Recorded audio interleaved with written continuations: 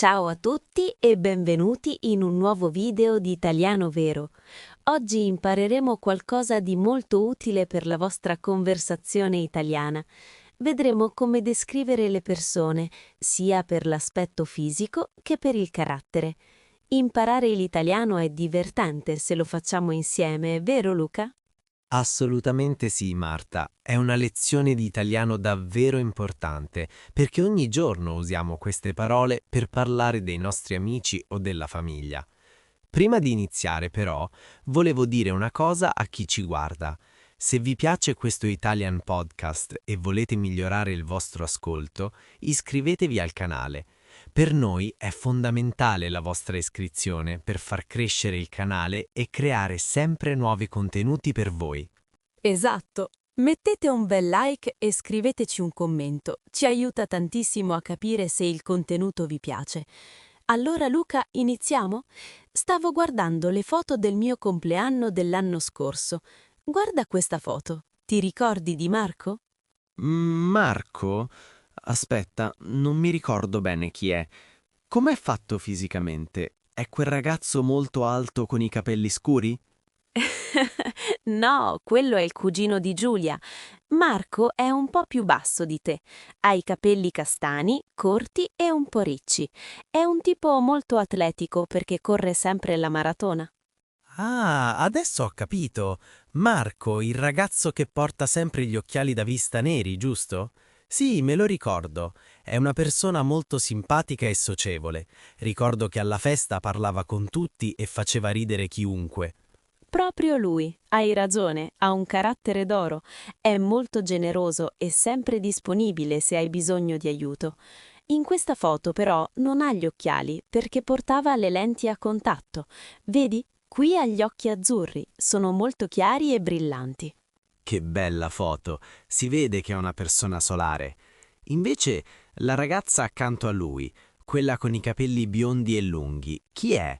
Non mi sembra di averla mai vista prima nelle nostre sessioni di ascolta italiano. Lei si chiama Elena, è una mia collega di lavoro, è molto magra e ha un viso dolce, non trovi? Sembra quasi una modella. È una ragazza un po' timida all'inizio, ma quando inizia a conoscerti diventa molto chiacchierona. Ah, quindi è l'opposto di Marco, che è subito espansivo.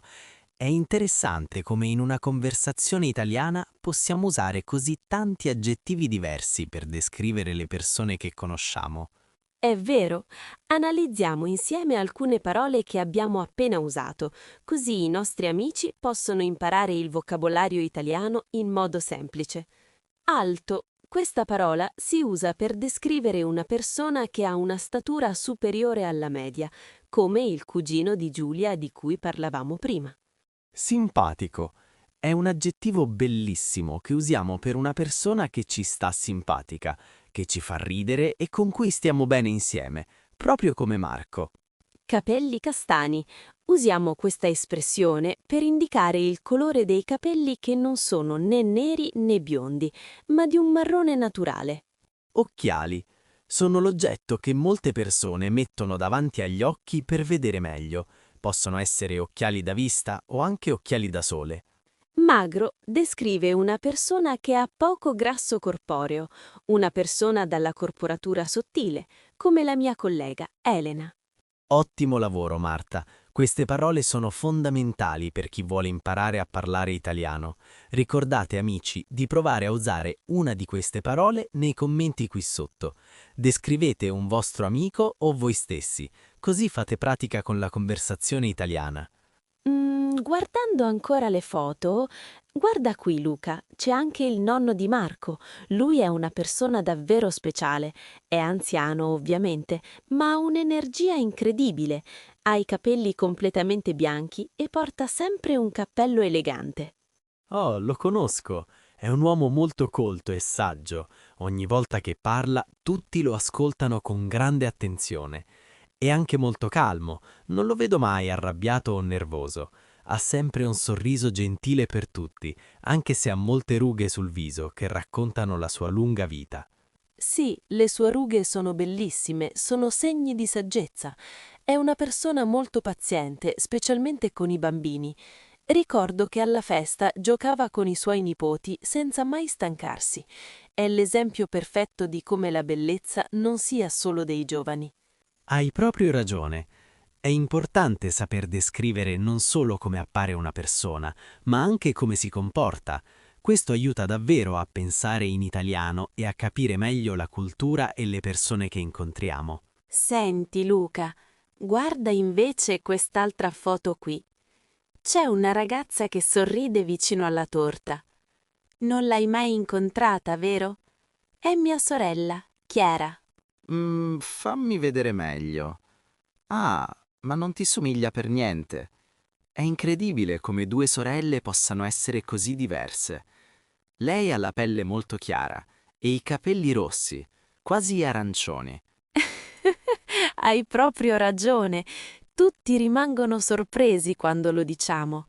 Io sono Mora, ho la pelle olivastra e i capelli scuri. Lei invece sembra quasi nata in Irlanda.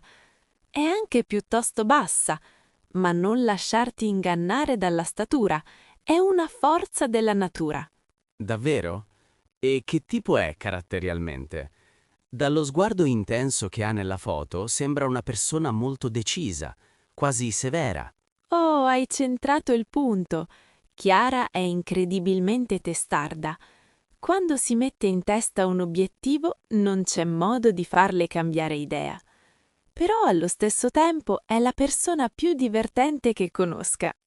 Ha sempre la battuta pronta e adora stare al centro dell'attenzione. Mi piacciono molto le persone così. Sanno rendere allegra ogni situazione. Sai, mi ricorda un po' mio fratello minore, Paolo. Lui però è l'opposto fisicamente. È altissimo, molto magro e porta sempre la barba lunga, un po' incolta, perché dice che lo fa sembrare più maturo. Ah, la barba. Adesso va molto di moda tra i ragazzi più giovani. Ma dimmi, Paolo è socievole come tua sorella o è più riservato? In un dialogo in italiano è sempre interessante scoprire le sfumature del carattere. Paolo è un tipo molto pigro, Marta. Se fosse per lui passerebbe tutto il giorno sul divano a guardare film o a giocare ai videogiochi. È un ragazzo d'oro, molto calmo e riflessivo, ma muoverlo da casa è un'impresa titanica. Mi sembra di capire che in famiglia abbiate personalità molto diverse. È proprio il bello della vita. Comunque, prima di continuare con i nostri racconti, volevo ricordare a tutti i nostri amici che ci seguono per imparare l'italiano di mettere un like se il video vi sta piacendo. È un piccolo gesto per voi, ma per noi è fondamentale per scalare la classifica YouTube e raggiungere altri studenti. Verissimo. E se volete migliorare il vostro vocabolario italiano, provate a scrivere nei commenti una breve descrizione di un vostro fratello o di una vostra sorella. Usate le parole che stiamo imparando oggi. A proposito, Marta, vogliamo analizzare meglio alcuni termini che abbiamo appena usato? Certamente. Ecco 5 espressioni utili per la vostra conversazione italiana. Pelle. Indica lo strato esterno che ricopre il nostro corpo. Può essere chiara, scura o olivastra, come la mia. Testarda descrive una persona che non cambia mai idea, anche quando gli altri cercano di convincerla. Si dice che ha la testa dura. Barba sono i peli che crescono sul viso degli uomini. Può essere corta, lunga, curata o incolta. Bassa è l'aggettivo che usiamo per descrivere una persona che non ha una statura elevata. È il contrario di alta. Pigro si dice di una persona che non ha voglia di fare fatica o di muoversi e preferisce la comodità e il riposo. Ottimo, queste parole sono utilissime per descrivere le persone in italiano. Ma tornando a noi, Marta, guardavo ancora la foto di tua sorella. Hai detto che è divertente, ma è anche una persona ordinata? Perché dalla foto vedo che la sua borsa è aperta e ci sono 1000 cose che escono fuori. Ah, hai toccato un tasto dolente. No, Chiara è il caos fatto persona. È disordinatissima. La sua camera sembra sempre un campo di battaglia. Però dice che nel suo disordine trova tutto. Io invece sono l'opposto. Sono quasi ossessionata dall'ordine e dalla pulizia.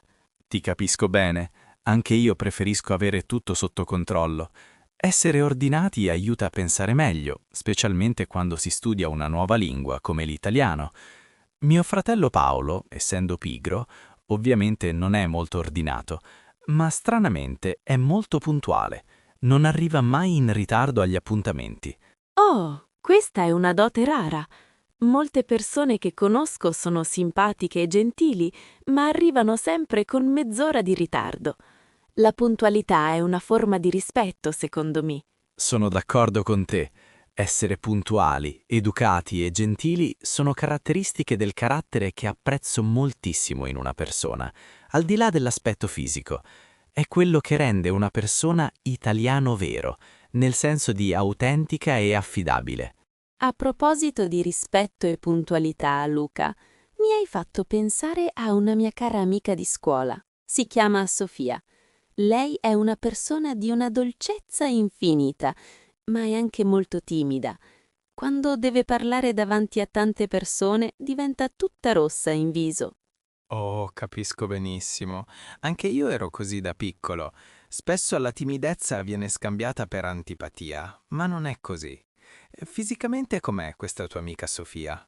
È una ragazza molto carina. È di media statura, quindi né troppo alta né troppo bassa. Ha una corporatura atletica perché pratica nuoto da anni. La cosa che preferisco di lei sono i suoi capelli.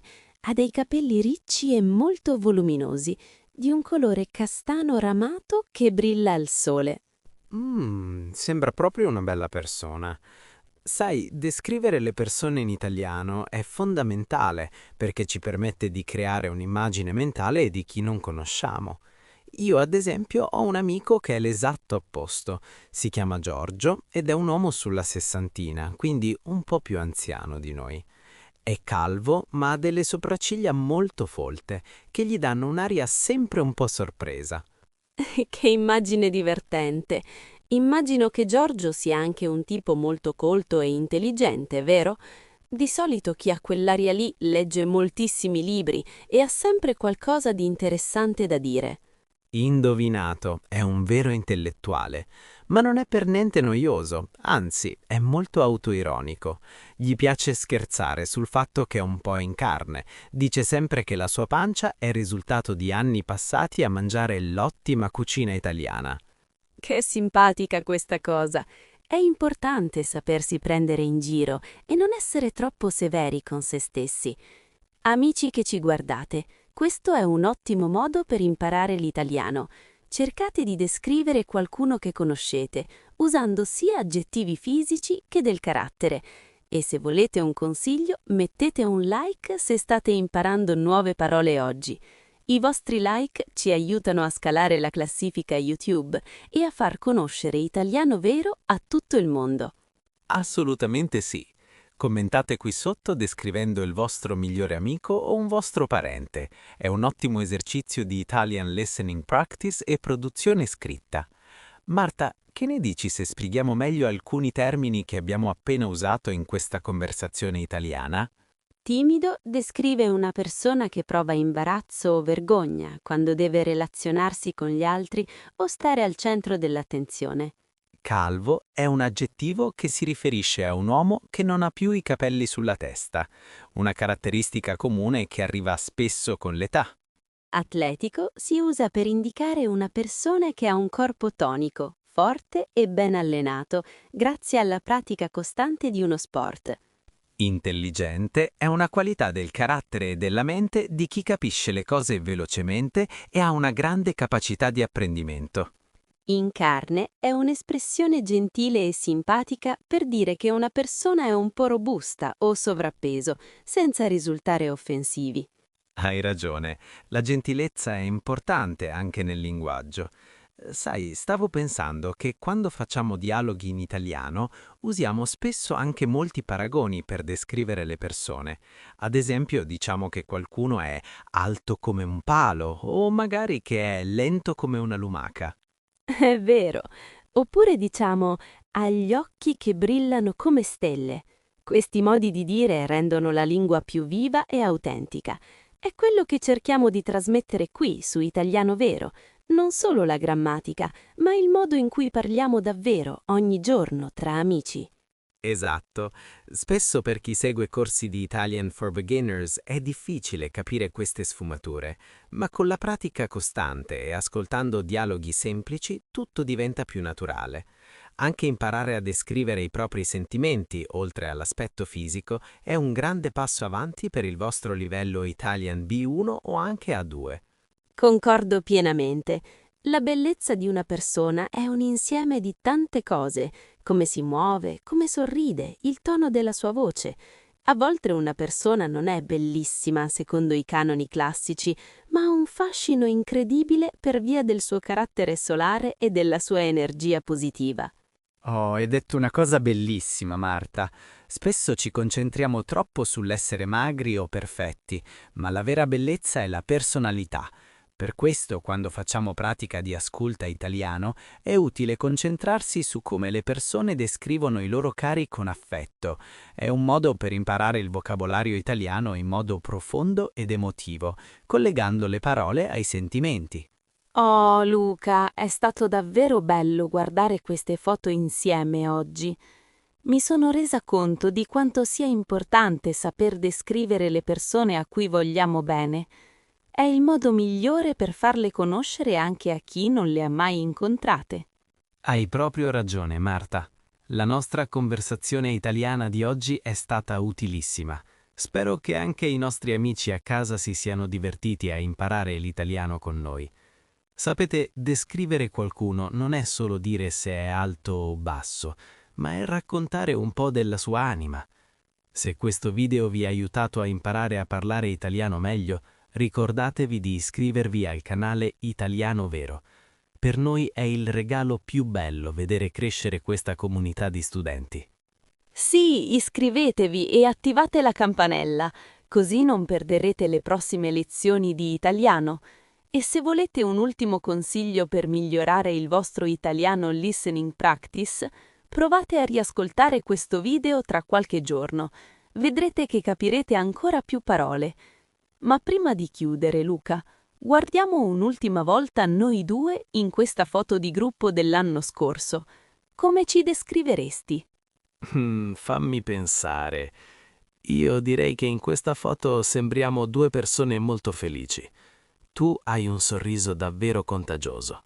Sei una persona solare, proprio come abbiamo detto prima. Io invece, forse sembro un po' troppo serio con quella camicia blu, ma sai che in realtà sono un tipo tranquillo. Sei un tipo affidabile, Luca.